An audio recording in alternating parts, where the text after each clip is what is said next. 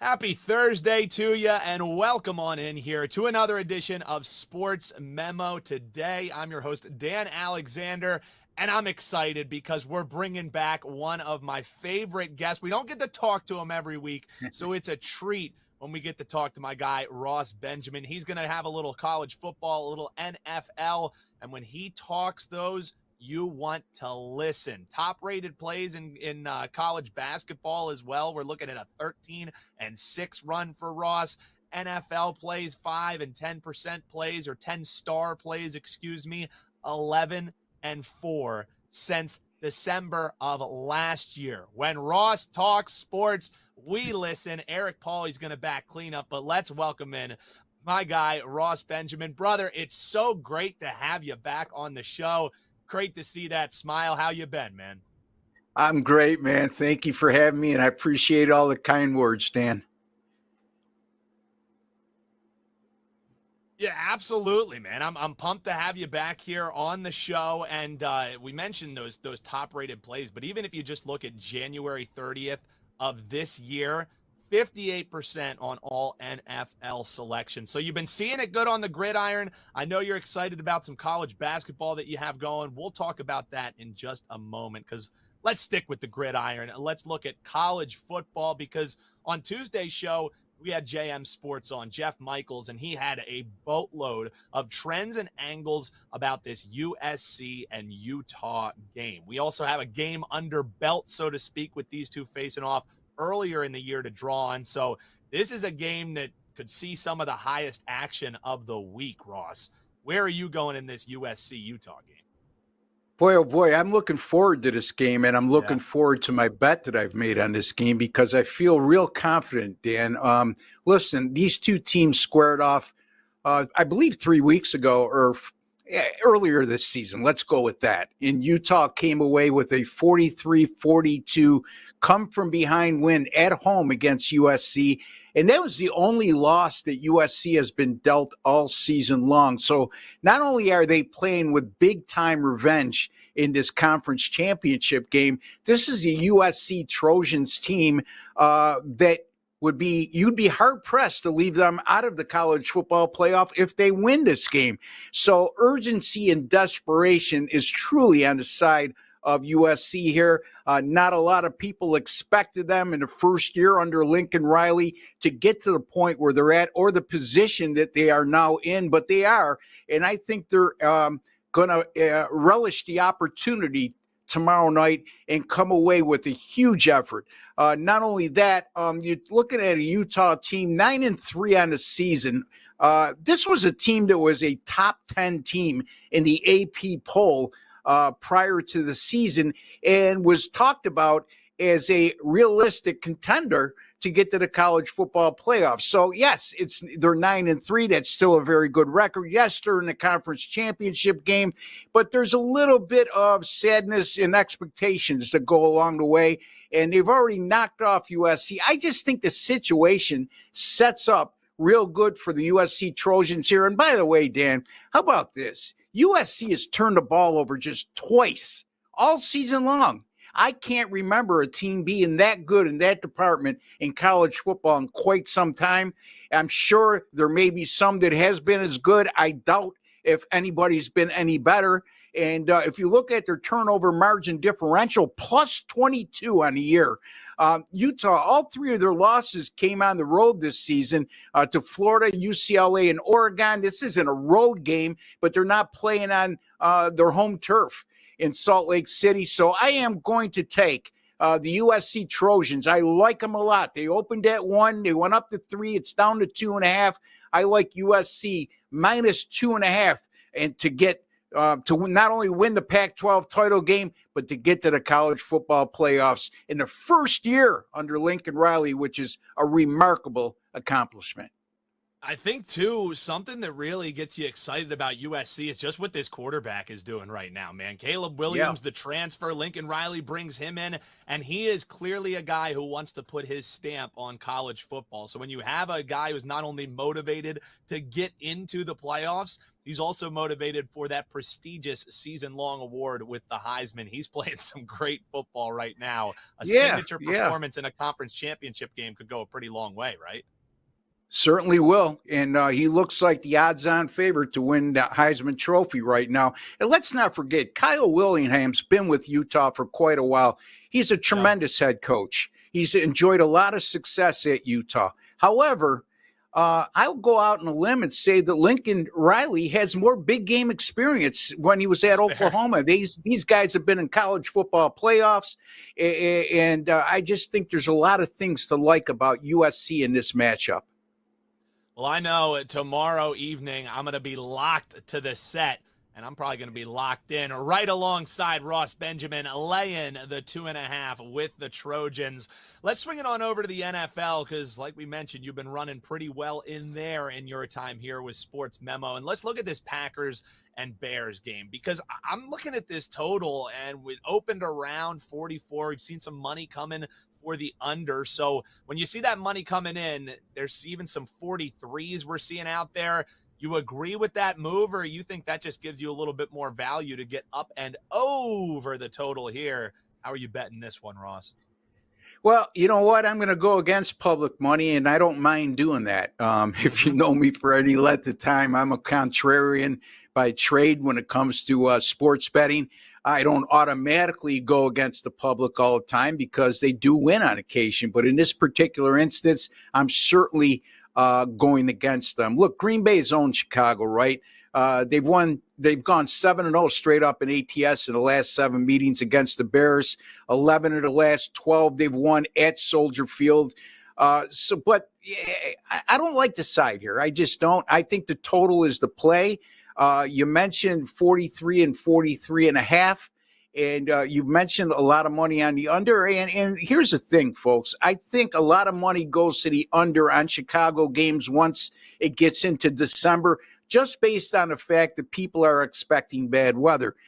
If indeed that is the case, which I don't believe it will be a major bearing on the outcome of this game, because both of these teams have terrific running games despite their anemic passing attacks. And I think that will come into play here. And also, if you're still looking at 43 or 43.5, if there was weather problems with, especially with Green Bay's struggles offensively throughout the course of the year, I think we'd see a lot lower total in this case, if that indeed was going to come into play. Chicago's 6-0 to the over, Dan, in their last 6 games. I don't think a lot of people realize that, because you look at the Bears as a low-scoring team. Well, 57.5 points per game combined scored over those last 6 contests for the Chicago Bears. Green Bay, on the other hand, yes, they've had struggles offensively throughout the course of the year. Unknown what's going to happen at quarterback. Aaron Rodgers says he wants to play. I was a little bit impressed when Jordan Love did come in the game last week. He looked very comfortable. And I don't think the status of either Justin Fields or Aaron Rodgers should have much of a difference when it goes to this total, because I think both of these teams will have a lot of success running the ball, and that will open up some play action pass opportunities that I think me and you can complete, Dan, in this game. And look at Green Bay. They allowed over 300 yards rushing last week against Tennessee. I don't know if I remember in modern history a team allowing that many yards in one game rushing. I'm sure it has occurred, but certainly not in my memory bank. And I like to think I have a good one, even though it's short. Chicago's defense, their last 5 games, has allowed a shade under 35 points per game. Green Bay has allowed 27 points or more in their last 3, 6 of their last 8, and they've also allowed 23 or more in 8 of their last 9, which is significant when you're talking about a total this low with those atrocious defensive numbers. And both meetings last year went over the total with 75 and 66 points scored on each occasion. I'm going to go with that to continue here, Dan. I like Green Bay and Chicago over the total of 43. Man, I love to hear it. Always looking forward to some fireworks. And also, if you're the Bears and you see Aaron Rodgers, who has owned you for the better part of his time in Green Bay, maybe a little bit hobbled, don't you think this is the spot where that team is going to be ultimately motivated to finally be able to say, maybe we own you a little bit on this Sunday? And I think you made a great point, too. Is there much of a drop-off on that offense with the struggles for Aaron Rodgers this season? Jordan Love looked pretty darn capable once he hopped in there against my Philadelphia Eagles. They had me sweating my 6.5 ticket on the Birds last week. Not too fun for me, Ross. So, Yeah, up and over the total. Go ahead. On top of that, Justin Fields' status is questionable right now. He didn't play last week. Trevor Siemian is an experienced NFL quarterback, although you would lose that element which Fields brings to the table of improvisation and able to run the ball effectively. But you know what? I would get down now, because if Justin Fields does get the green light and the public is made aware of that, I believe this line will go up to 44 and a half at least. Man, if you don't like Ross Benjamin's handicapping approach, then you don't like handicapping. He's got the spots, he's got the trends, and he has got the situational angles that you know and love. So hop on over to his page, sm.buzz/RB. What are they going to find over there, Ross? Because we talked a lot of gridiron here today. The hardwood's been pretty damn good for my guy Ross Benjamin. 6-0 college basketball run. You have anything loaded if people head on over to your page in that aspect? Yes, thank you, Dan, for bringing that up. Yes, 6-0 the last 2 nights in college basketball, folks. 14-6 with my last 20. All of those plays this year. 6-0 happened the last 2 nights, obviously. I have my college basketball total of the week, and it comes in the nationally televised ESPN game between Creighton and Texas. That tips off at 7 o'clock Eastern time. We have the number 7 team in the country in Creighton, the number 2 team in the country in Texas. I have the winning total, Dan. You can get it right now at sportsmemo.com for a measly $25, folks.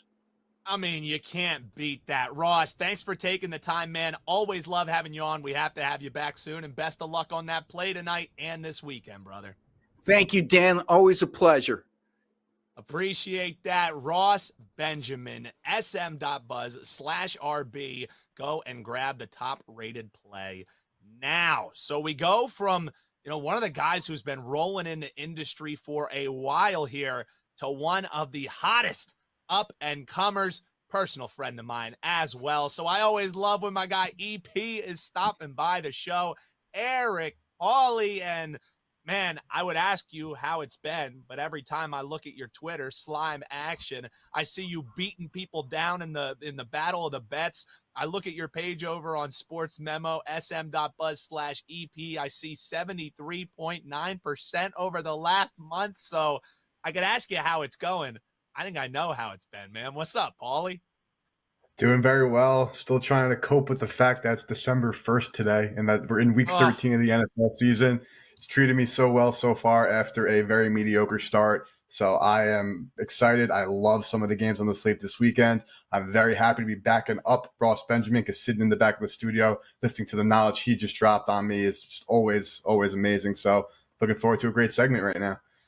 Yeah, I think that's one of the best things of this free content that we provide both at Wager Talk and Sports Memo is, yes, we love it for the viewers. We love it for the listeners. We love it for the clients as well. But selfishly, we like the great information that we get from our handicappers as well. And one of my favorite guys to talk some teasers with is my brother, Eric Pauly. Me and him both love doing these advantage teasers. Sometimes we'll even go outside of the typical advantage Wong teasers, and we've done pretty darn good doing it. So let's talk a little 6-point teaser, and this one does check all the boxes of what you're looking for in advantage teasers. We're looking at the Giants taking on Washington. We're looking at Seattle taking on the listless Rams. It's teaser talk time. It's Eric Pauly, and the floor is yours, my guy.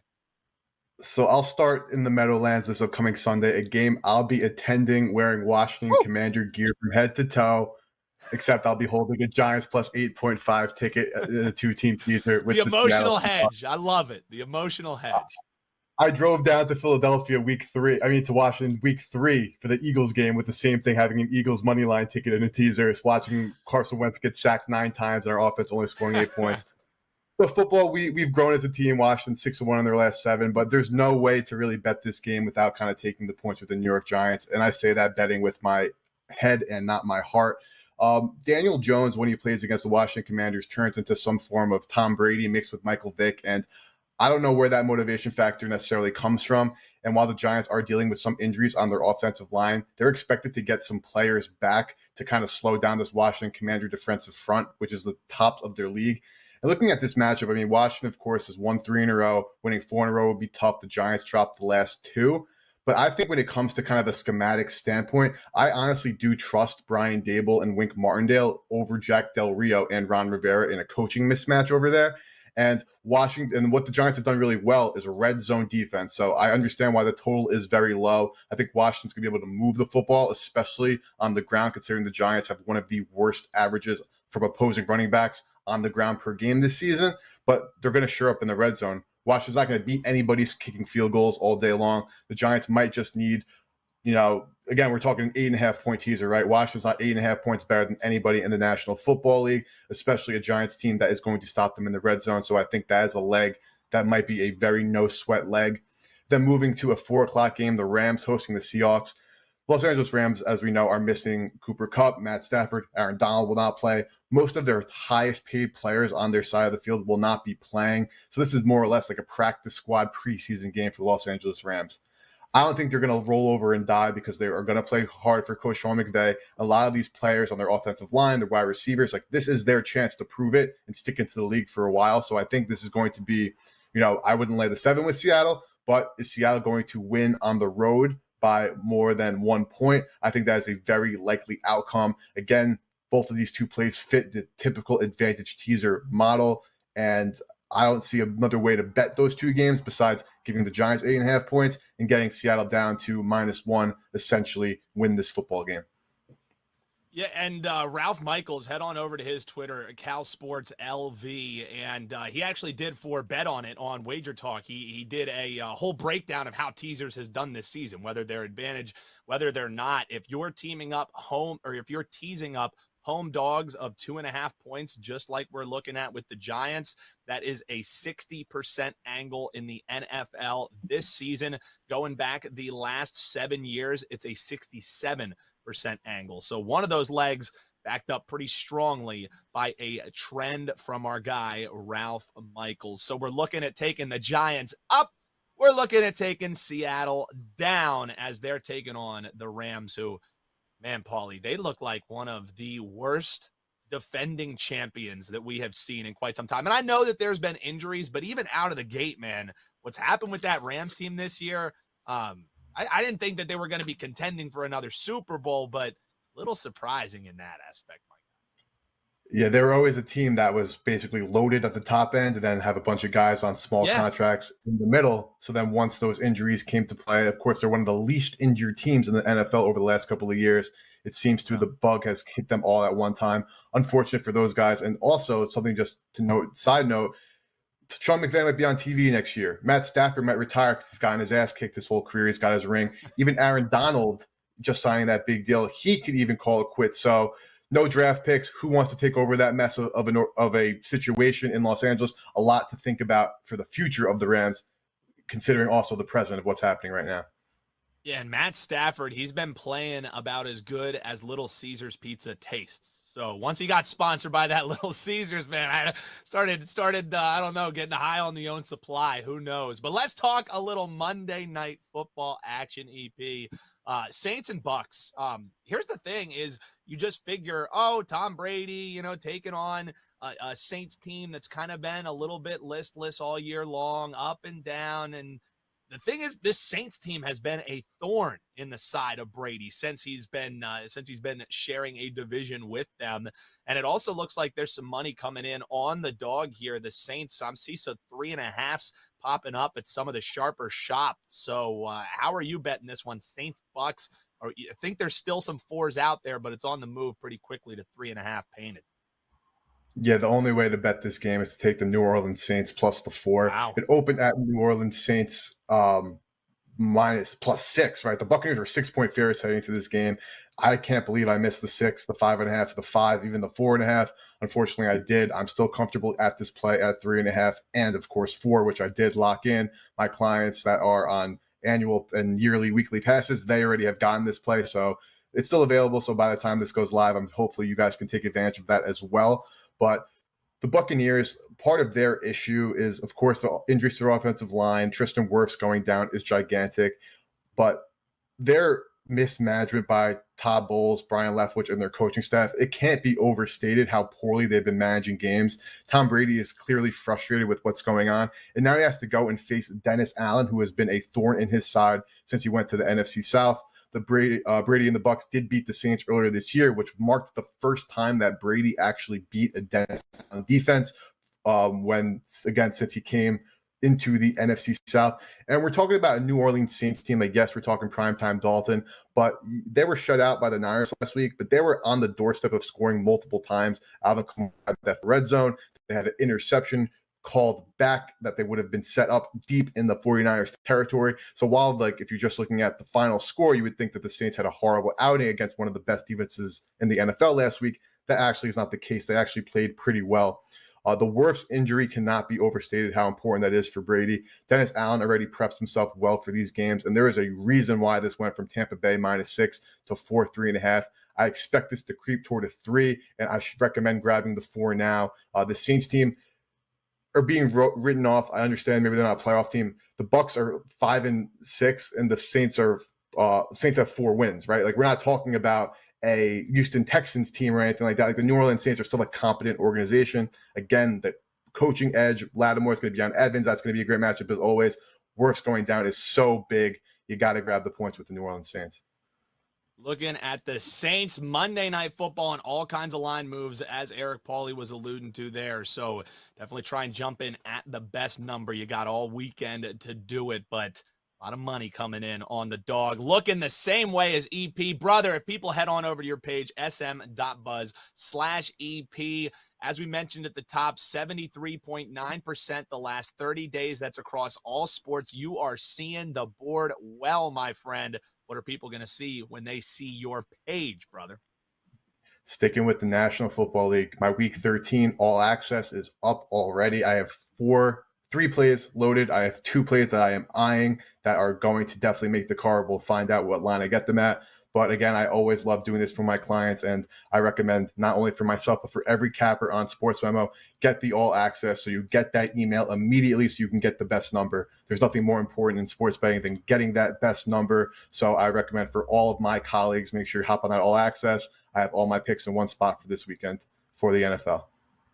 A man of the people, my guy Eric Pauly, not only telling you where to find his red hot plays, where to find all the great handicappers at sportsmemo.com. If you enjoyed the show, all we ask you to do, hit that like button, hop below, hit us with that subscribe button so you never miss any of our great free content we provide at both SportsMemo TV and Wager Talk TV. Hop in the comments. What teasers are you placing this weekend? Is USC the play in the Utah game going tomorrow evening? We'd love to hear your thoughts. And if you like the show, just tell people about us as we continue to grow here on Sports Memo Today. Big thanks to Ross Benjamin. Big thanks to Eric Pauly. I'm your host, Dan Alexander, and we'll see you Tuesday here for another edition of Sports Memo Today.